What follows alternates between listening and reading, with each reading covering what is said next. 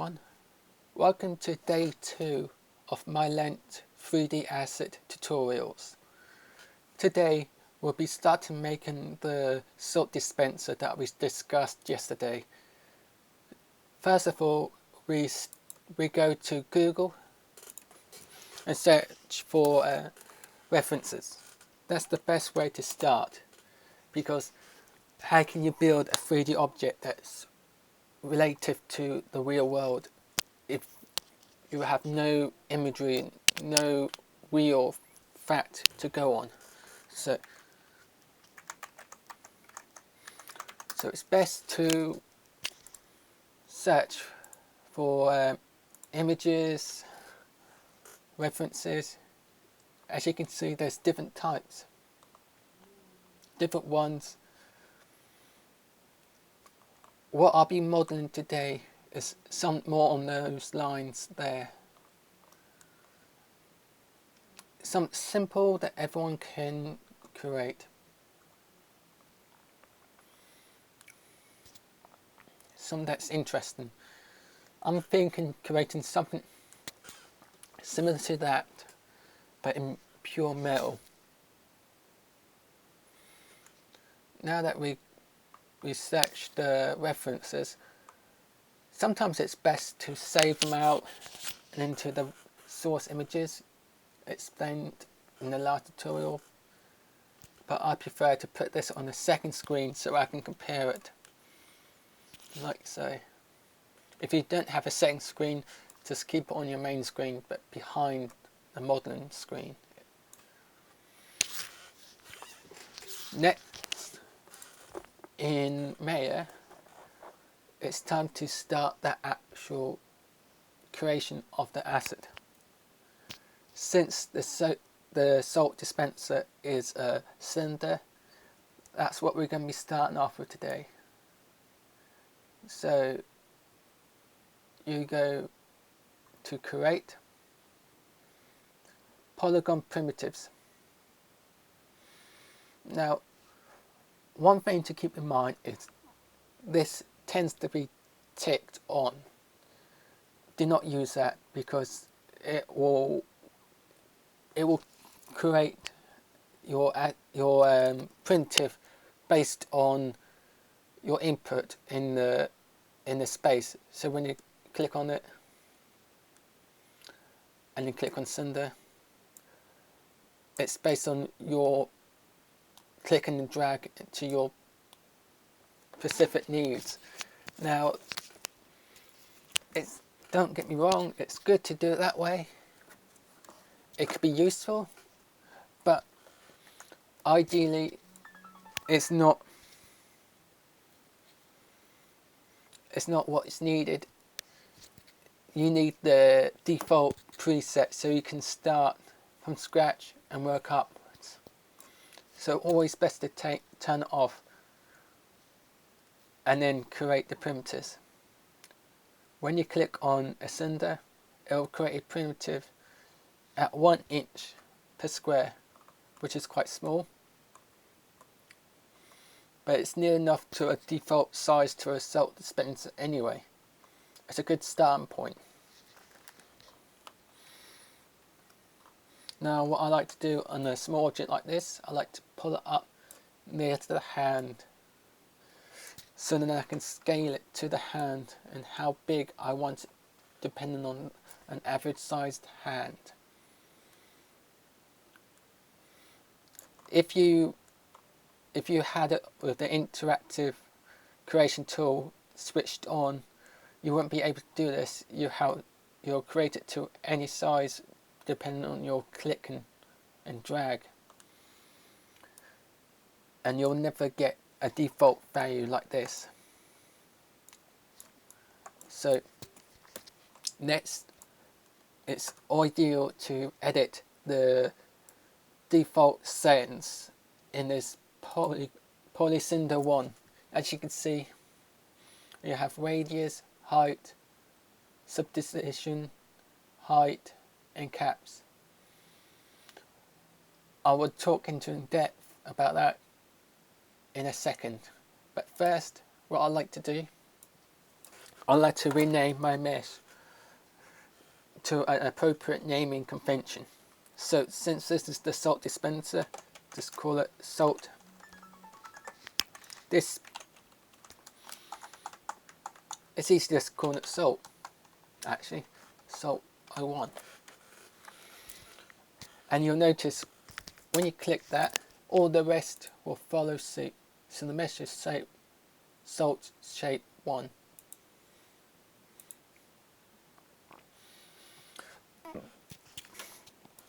Now when you duplicate this object and move it across, as you can see, because I named it 01, the instance of its duplication is 02. That can be incredibly handy when you want to keep all duplicated objects to the same naming convention. So bear that in mind. So when you get into this state, let's edit the basic information. Radius will deal to how big the sphere will be from its circumference, from the center outwards. At the moment it's 1 unit across. I feel that's too small as in a radius. So I guesstimate a good size will be 3 inches.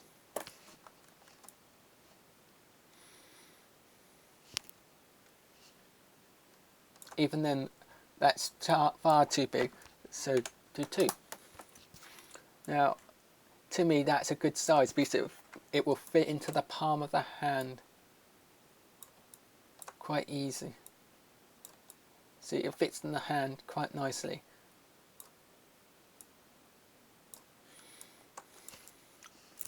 And the height. Next, the height will deal with the height of the cylinder based on its axis. At the moment it's 2 inches height, so it's 2 inches high.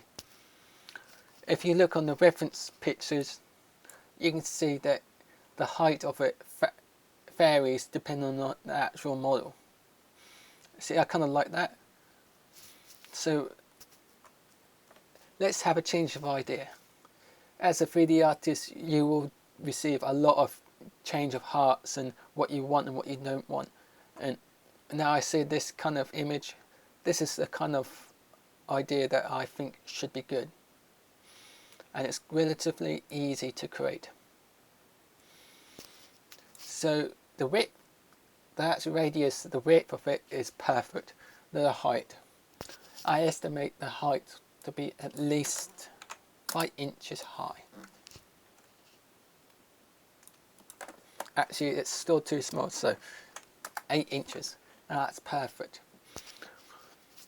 That refers to the top. The 8 inches will refer to the top of the grinder here to the bottom here. A lot of this data is not needed, like this rim here. It's not necessarily needed. Someone once told me that when you're dealing with normal maps, we'll discuss normal maps in the near future. It refers to like the direction of the normals of the map or the model. But like I say, we'll discuss that near to the future. So a lot of this information does not need it to be built because it can be used within the normal map. It's like this. This bit here it's not needed. Neither is this or this. It's just the basic silhouette of the object. Someone once told me that based on the object, it depends on what you want to be seen on the side. If you want this lip to be seen on the side, right here, see how it curves in, then you model it in. Normal map can only generate fake lighting based on the map. It does not generate indentations like that. It's faked. And when you're dealing with textures and a lot of the models, you have to think about what is needed to be built and modeled and what doesn't, and what can be used in normal map, height map, and even diffuse map. So sometimes a lot of things could be efficient in low poly based on that.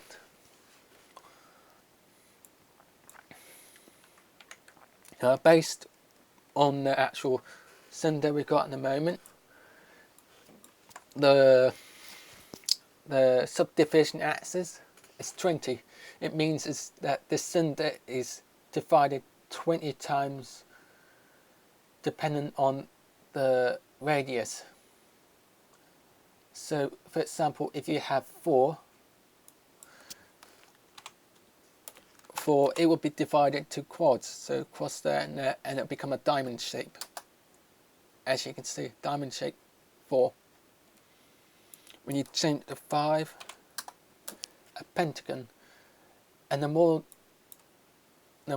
axis divisions you add, the more radius it will become, more rounder, because you in a sense dividing the angle up by that much equally across the radius. So when you get to 6, it becomes a hexagon, or a hexagon is 8 sides. So that's more of a hexagon. As you can see, you're starting to see around this, but it's still a little jerky and it's not good. So when you get to 20, as you can see, is a perfect circle, perfect round. Now, in terms of games, when you import and measures into game engine, it refers to, it limits the amount of poly that it can have per object. Now if you deal with a person, a human body like this one here, this dude here is at least 1,600 polys. It will handle that because it's still cast as low poly. But when you're dealing with a big scene in itself, it'll start to become messy and it'll start to become costly. So you have to trade up an amount of polys to the object. So some small like this salt dispenser or pepper grinder, or whatever it will be, this will be considered too high poly for this cylinder. It's a basic cylinder, so it doesn't need 20 sides. So the trick is to reduce the amount of subdivision level across the axis depending on the size of the object. So it will be a perfect circle around the axis. You can get away with 16 and it's still a perfect size for this size of the actual model. Now if the model was this size, it's not going to be seen in the actual scene that much because it's small. The eye can only see a certain amount of detail in the scene, and that refers to the game engine as well. The game engine you can only see a certain amount of rendering. If not, it just becomes very pixelated and squashed because you fit in a lot of data into a small little cylinder, and sometimes it can have the first effect to when you have a big object but a small texture. So when it's a small object like that, which in the open world is actually that size, that's far too big poly, so you can actually get away with having like 8 sides. And you can see it's a circle. So the actual cylinder is based on the size of the model, or cylinder in this case, depending on the scene and how it relates to the scene. I know what I'm telling you is a lot to take in, but a lot of it is more about consideration on, in the big picture, the bigger scene, what you want at the end of the day for the scene. As you can see, this is a perfect size. I may even reduce it to 14, see how that goes. See, 14, it's too jerky. It's not a perfect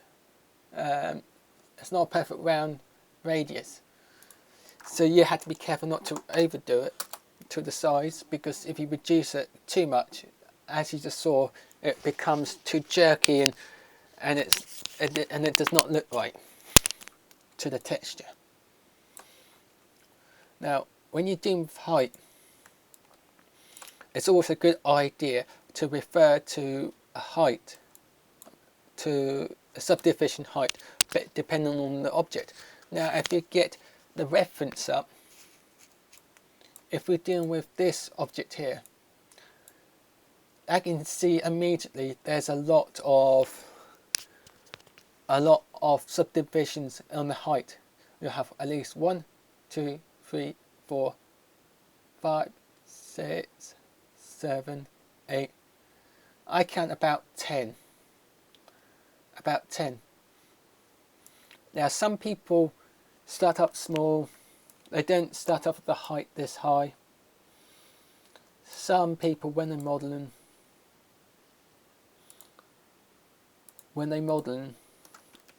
they start off like this size, then use face and set all those faces, and then extrude it using the extrude button, which is located here in the Polygons tab.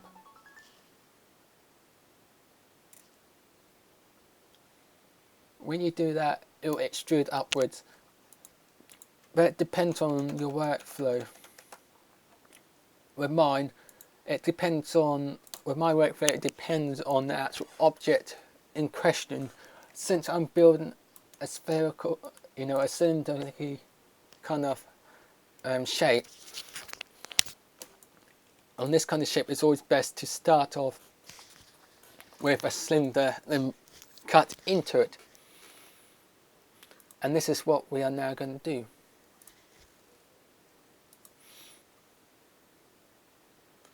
As you can see, height divisions, if you turn it to 10, it will divide each section. It will divide the edges, adding edge loops equally along the height of the cylinder. Now, depending on how many edges, depends on what you need. A lot of this, I'm going to keep it like this, a lot of it can be deleted. It's based on editing and what you want at the end of the day. Now, caps. Some people add caps, I do. It depends on what you want. I'd like to do it as a starting point so I can go bush and edit around it. That's what I'm now going to do. Now, to me, the setting up for modelling, it's ready. Now it's down to the actual modelling process, which is quite simple for this kind of cylinder shape. When you look here, you have a massive bulge bit, which equal to the same height to the base. So all this decreases, then it goes outwards. So you reflect that in your modelling. So first of all, you select this edge. You do that entire edge loop by clicking on it, holding the shift button and clicking this one, double clicking it, and it selects the loop. You pull it up. Now, as you can see, because the center is configured so that's the point, it doesn't move it, so you have to move it forward in the center. So you get a kind of shape like that. Now, some people, when you're dealing with objects like this create a pinching point here. So Sometimes I like to make it better by doing this. Every other one, deleting an edge. By doing that, it relaxes the pressure points here when it comes to texturing, so it's not pinching so much. But as you can see, because I have 16, it cannot be divided evenly like that. What I'm doing though, that's another technique I use, but in this instance I don't want that. What I do, I'm going to create more edges, connecting dots crossways, so it won't create that point. I'm using a split polygon tool. This is the old style polygon tool that is used in the old Maya, going back to like 2012. Since it's the 2016, it doesn't have it built in. You have to create it. To create this split polygon tool, you go to this tab here. It opens the script editor, and in the MEL, I actually typed in split polygon tool, and I clicked and dragged it onto the shelf, and that initializes the original split polygon tool, like so. And you can cut up the polygons manually. And if you keep doing that, it's all to do with typology. Now, I refer to typology, and that's another thing to keep in mind, is typology.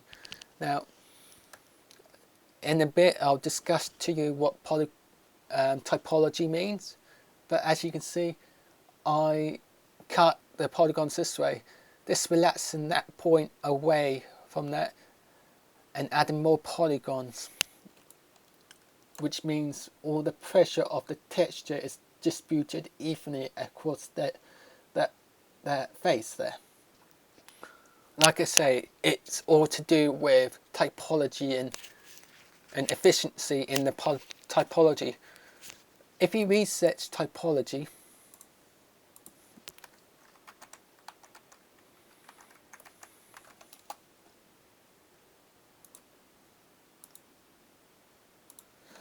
and the first thing you come to is this face. This is a good example.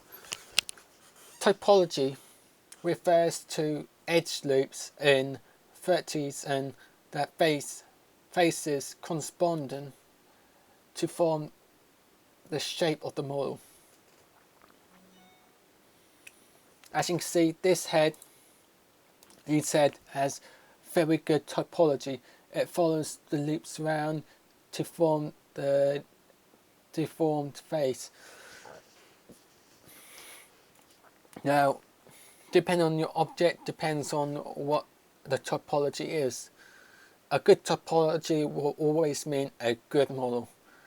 If you can master typology, you can guarantee you'll have a good model.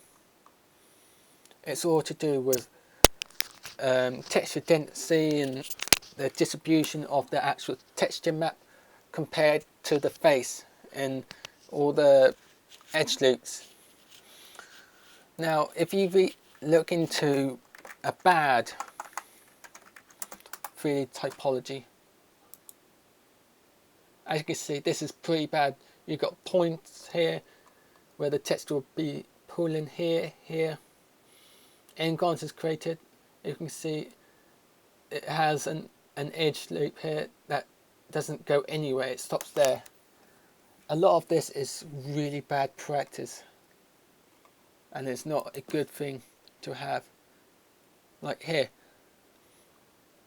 a lot of this, you can see it's straight lines. It doesn't follow the flow of the actual asset that you're creating. This is what it's all about. Typology is the flow of the polygons. A good one will equal a good model.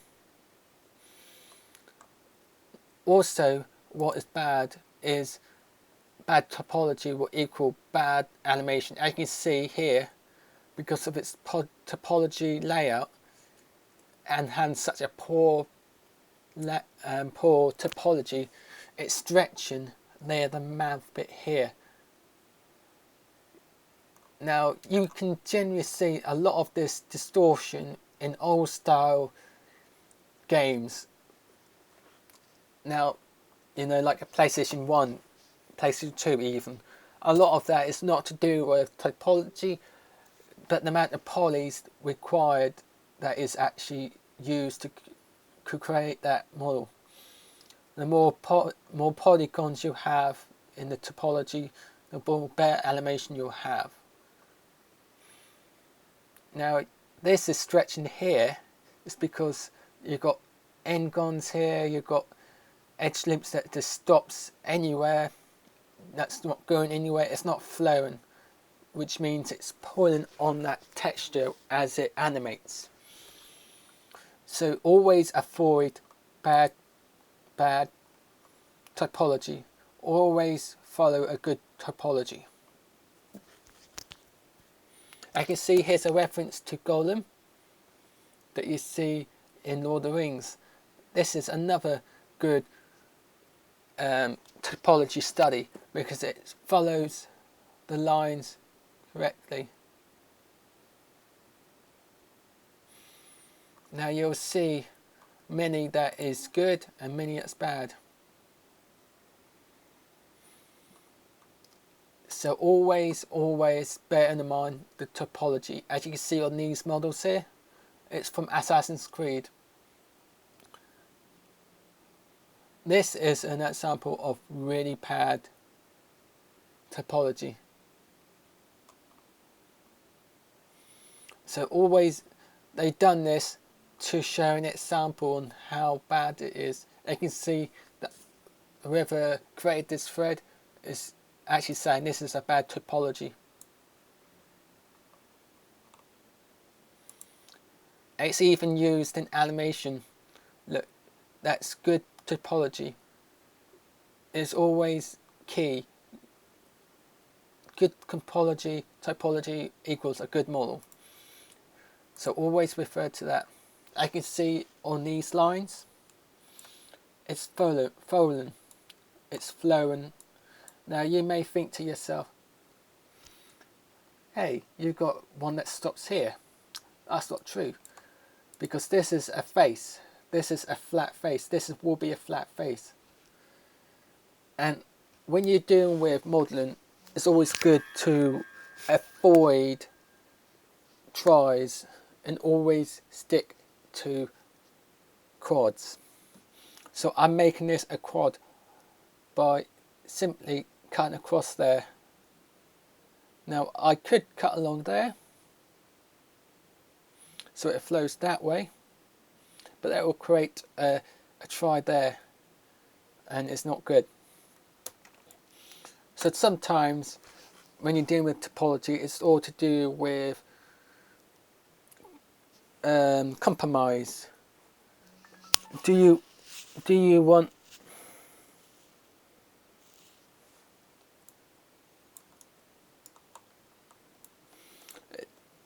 it's about compromising how you want it to look.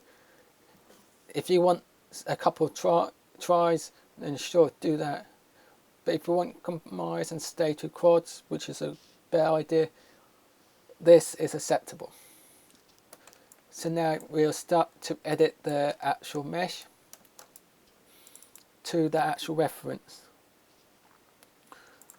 As you can see, it goes in a bulge like that. So you edit the edge to simulate that bulge.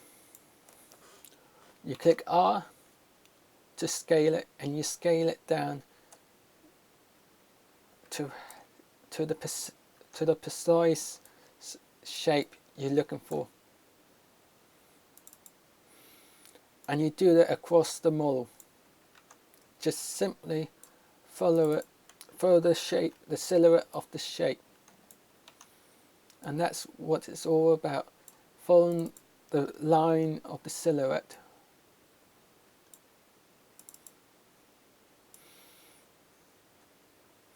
I can see here I'm not scaling this at all. The reason I'm not doing that is because once I do, it creates a point here, and it's quite ugly because it goes from a smooth line and drop down.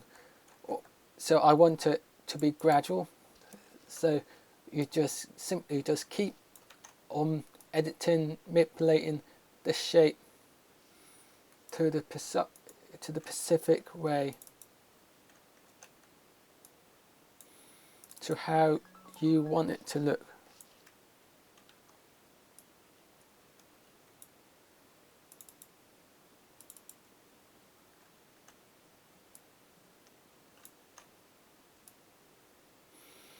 And just keep on editing it.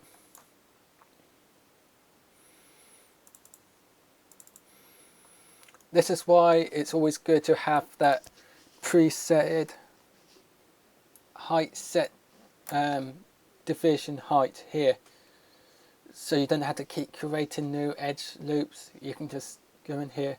Now if you want to add more, when you've done this much modeling, when you change it to 11 for example, or 12, it breaks it. That's because you're breaking the line of chain. You initially told the computer that it's going to be 10 subdivisions high, and then when you change it midway to 11, it doesn't like it because it's contradicting to the actual history. So again, you just keep on following the silhouette of the line. I can see here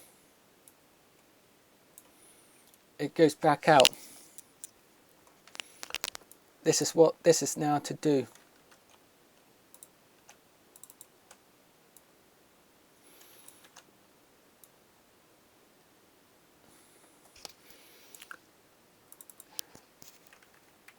Now sometimes it is good to have that dip there, so when you go into normal mesh display, harden edge, I can see it harden the edge. So you tell the computer, hey, the normal stop here, the rest is smooth. So when you click it off, it creates that line there.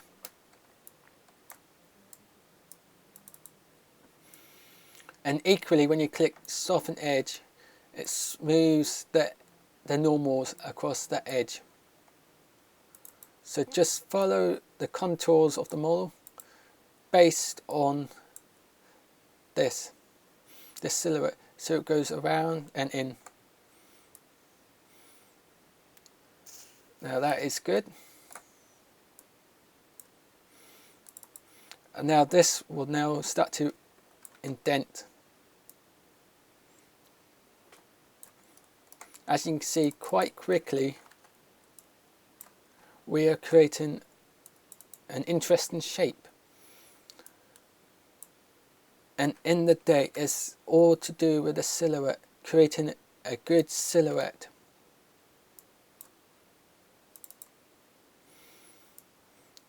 The silhouette is key, because in the silhouette you are actually defining a suggestion of what the shape is. This is why when you draw, people are interested in when you draw, because it is essentially the same. People are interested on your actual model, your actual artwork, the development and how it looks. Now as you can see, I run out of faces. That's because I used more than I thought I would in this bit here.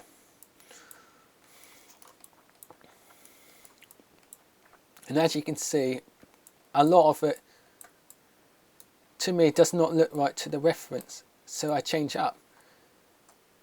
I'm going to make it so this bit is squashed down a little bit more. To do that, I select this edge here, all this face is here. It will select all that face. Now when you just want to select these middle faces, just go to the side view, click shift, hold shift down, and it deselects them, and you just have that inner section selected. You select soft selection. Now soft selection edits your topology based on based on the like a 4-edge color. As you can see, it goes from black, red, yellow. Yellow means it's the most top priority and it will be affected the most, where the rest wouldn't. So bear that in mind. So I'm just dragging it down, which crosses it to the actual precise shape. And in the reference, because it's more squash, it goes in the bulge. Actually, I can do a little bit more. There you are. Turn it off by clicking that button. And because I've done that, it reduced the height. So I'll just select these vertices, just drag and click and pull down.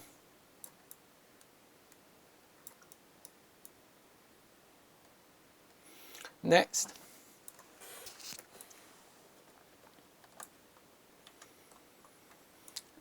it's all to do with more inserting more edge loops. You do this by going Mesh Tool, Insert Edge Loop. Now, I normally do it based on relative distance from edge, so which means you can do it interactive and you can click and drag it to the precise place you want it. Or you can have it as multiple edge and use equal multiplier. This will fix the point so you cannot move it. So it will always be equal to how you want it. Like I say, it depends on what you are after. If you look at the asset, it goes to the actual reference, it goes around and down. So you have to do it by editing this edge loop here and scaling it. And as you can see, quite quickly you can create an interesting asset.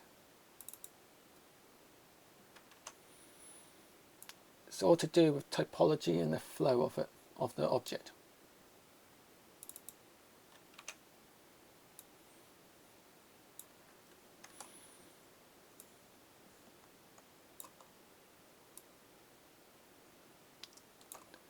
As you can see, it's nearly done.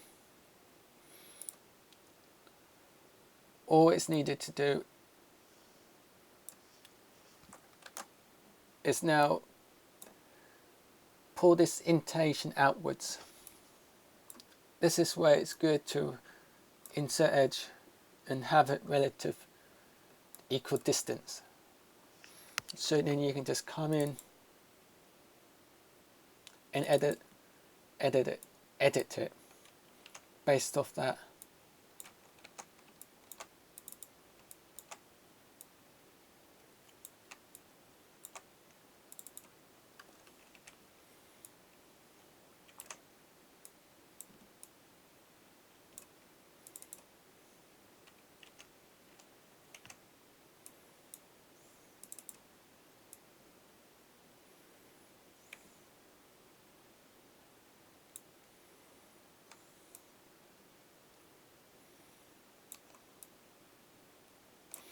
Now for this, I can use this as a bevel.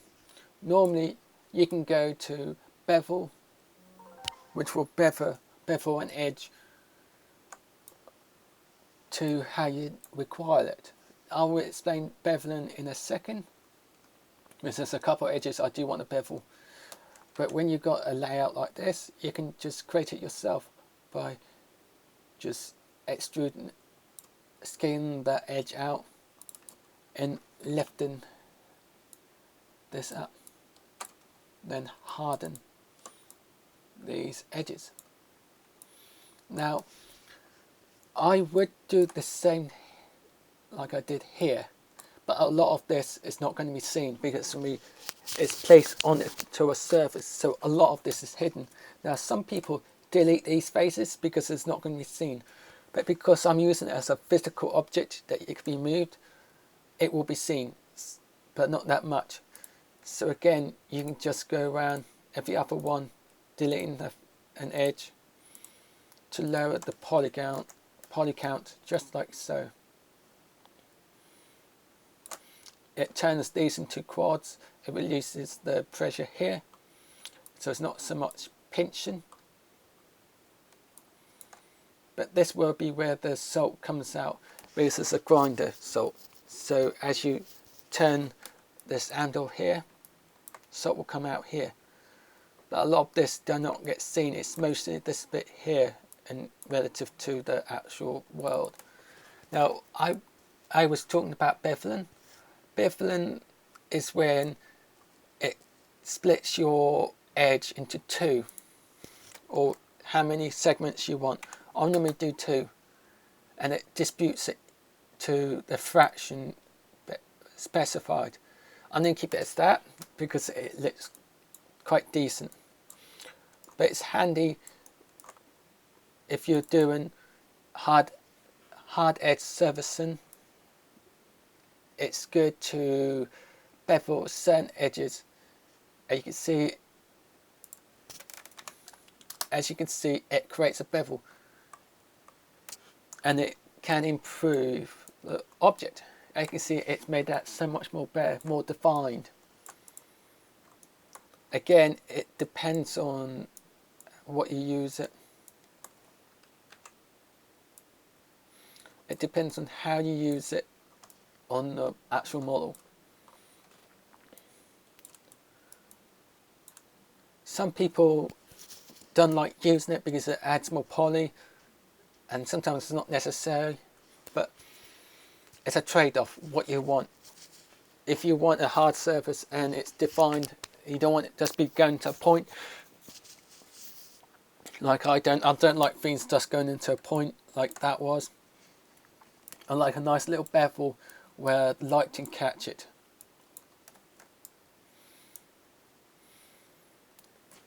And that's what it's all related to, is how the model is caught by the light and how it's seen. It's showing off the texture and the actual model of based on light and deception.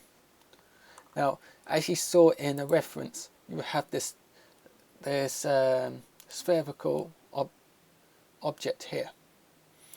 Now, we've got two ways of doing it. We can go to phase, select these phases,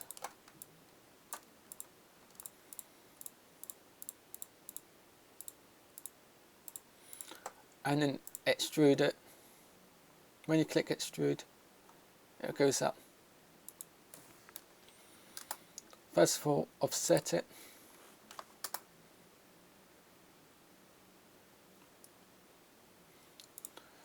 To a precise point.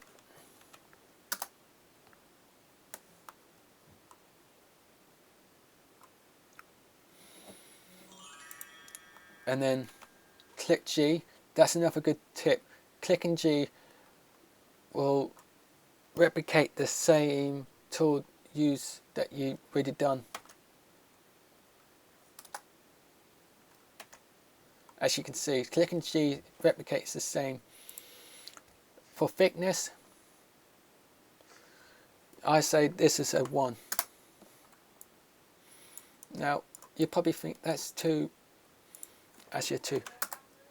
That's too big in comparison to what is needed to the reference. So if that's the case, you just reduce the 30s to the precise specified size, and you edit it. As you can see, it's created more polygons, and then it's just a case of insert edge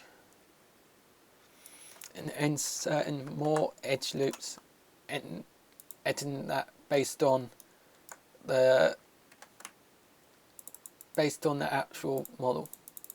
I can see in the reference it has a little cap to it. So it's easy done, created by doing that.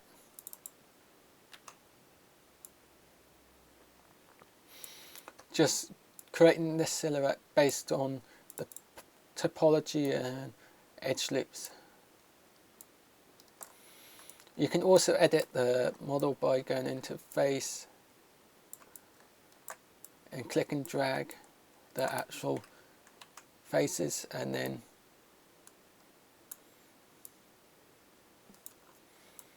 decreasing it. As you can see, it created that look that we were looking for this bit here. Now I don't want a smooth rounded cap like that. I want it so it's based like that. I think that's quite nice. It looks like some kind of pin or nail, which is handy to have, because it can unscrew, take this bit off, and the sock can drop in. Now that's one way of creating extra monitoring like that, or you can just create another cylinder, and edit that cylinder, then combine it as a whole later on down the line. But that's the basic pathway and workflow to create a simple asset like that. I can see it's quite interesting shape. It's 800. Now from this point on, it's all to do with editing it, making it more efficient. And this is what we'll be doing next time.